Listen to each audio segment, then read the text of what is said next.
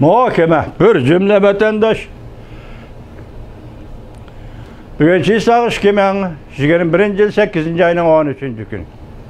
Hepti gücüme yukarıda körüp ettik. Hazır töt mesele.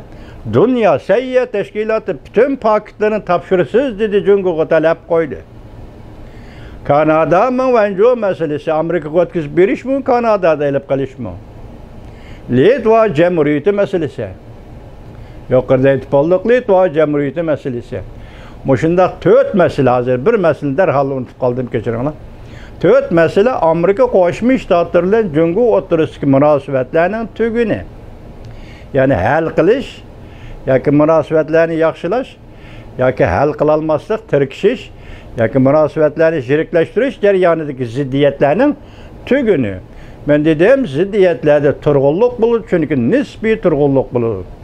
Harakat bo'ladi, doimiy harakat bo'ladi va uzilib qolmaydigan o'zliksiz harakat bo'ladi.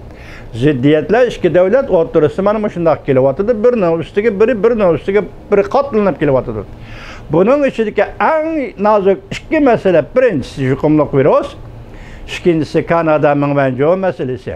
Anda Litva Cumhuriyeti'nin işi bunun herkes kelip kalmaydı hürmetlik vatandaş. Muşu 4 yoki 3 ziddiyetlik münasebetler hazır Amerika Cumhur münasebetinin növbetdeki karakterini belgilevatıdır. Növbetdeki karakterini belgilep koydu deyseniz mi buludu? Müsiyede gep bugün çizsak 13 gün bolsa, 13 bolsa, o 7 gün kaldırdığına 8. ayının 31. günüge hazırgıça yuqumluq virus'un menbiyi meselesi doğrusu da yoki nüfuzluq matbuatlarda paket yoki alakadar taraflarda paket o'ttirg'i chiqmadi. O 7 gün kaldı. Bundan üzem şahsen ensirdim demekçi demek bir yerde kalgan işte karabasıdı deydiğen bir iş var idi. Hazırgıça o'ttirg'i çıkıp buluş gerek. O 7 gün kaldı da. Eğer bunun da yana piyaz kaçıldaydığı iş olsa o vaxtda da kandak buluşu mümkün. Mesela Cumhur'a kandak mamluk olduğunu iş mümkün. Bugün aktif oldu bunun ornu, her bir matbuatlarının ornu sekrep çıkırı bugün. Dünya Seyyah Teşkilatı 12. gün tapşıramayasın depti. Eğer tapşırış meselesi Cumhur'un başında sual koyduğun bu Xitay, bunu özü tapşırışı mümkün mü? Ben bu noktada Xitay'la şunda hareket kullandığalık işenmeyime hürmetlik vatandaşım.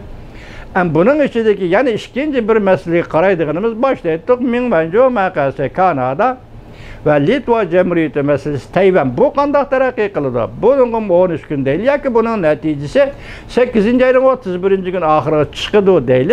Muşu ziddiyetlerine kaplaşıp gelişi hemimizin bir devirge kirip gelişi, bir vakit makan uğurlaştırıp koyuluşu ne aytqanda 9. ayının baş kısmında Amerika Koşmuş Ştatları Cumhur'u qaratgan yani bir siyaset. Nemi bo'lish kerak? Ya qattiq yoki yumshoq holatda qanday siyaset bo'lish kerak?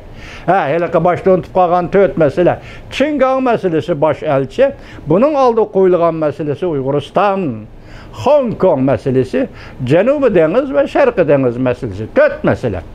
Demek bu meselemi bu qatim ko'rishish, mahkamada, davlat mahkamasida ko'rishish, Ma'mun davlat ishlohoti Wendy Shermanning pozitsiyasi qarasangiz taza aktif emas. Öğrü turuplu sözleşkendek oturup sözleşken iş yok. Pozisiya taza joyida emas. Çünkü bunu keltirip çıkaran Cumhur hükümeti yüzü. Ma'mun davlat ishlohoti Wendy Sherman Tianjin shahriga berib suhbatga o'ltaganda Cumhur hükümeti qo'pollik qildi vatandaşım. Endi Amerika bir davlatda o'zini karakterini, davlat obrazini saqlashi kerakda. Bugün Çingan'ı şunda qabul qildi deyli. Çingan efendi baş elçi bo'lib kelgan Çingan'ın pozitsiyasi bo'ldi. Mötədillikni saqlamoqchi ve mötədillikni yaratmoqchi bo'ldi. Endi bundaq rangvozlik Amerika uchun hech qanday sir emas. Belki aşkarlangan mahbiyetlik Cumhur'un pozisiyasini Amerika hükümeti, Amerika halkı bilip bo'ldi devrine. Endi hozir baş elçi Çingan'ın bir günü yumshoq bo'lib o'zgarishi, bir günü qattiq bo'lib o'zgarishi, bir günü va'da berishi, ertesi va'dasi yedi berishi, bu hozir normal tartib, normal hayat yoki normal pozitsiya, Amerika tutayotgan normal pozitsiyaga aylanib bo'ldi. Endi Amerika bunun qanday siyosat belgilaydi? O Amerika davlat yani Aksaray'ın özünün işi aldığımızda oturduğu çıkışı mümkün. Çünkü bir yerde mesele bulup oturuğa çıktı, o el kılınış gerek. Ya Cumhur taraf bunun bir nime deyiş gerek, ya ki Amerika Koşmuş Ştatları taraf bir nime deyiş gerek. Şu vaxtda iki devlet oturustiki ziddiyetlerge bağlıq mesele süptide hal boğan buldu vatandaşı. Benim o şeydi, şunu dedim, ben bugün sizlere tapşırgan 4 parça leksiyonu tasavvurunladı, bir-biriga seliştirip bakınlar, bir-biriga bağlanışlar. O 7 gün kaldı. Juqumluq virusdan, işxanadan, tecrübexanadan çıkıp ketkenligini pakni ispatlaydigan bir parça habernamış o 7 gün içinde oturğa çıkışını ben 4 gözüm bilen kütümen. Siz hem şunda kütüsüz, hürmetlik vatandaş.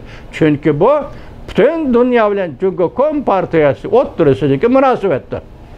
Cumhur Kompartiyası bu meseleye kandak cevap verdi.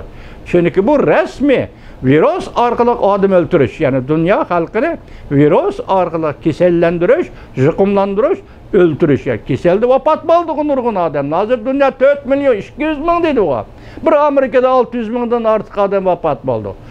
Bu anda şekli özgergen Cumhur Kompartiyası'nın katilliği değişik buldu vatandaş.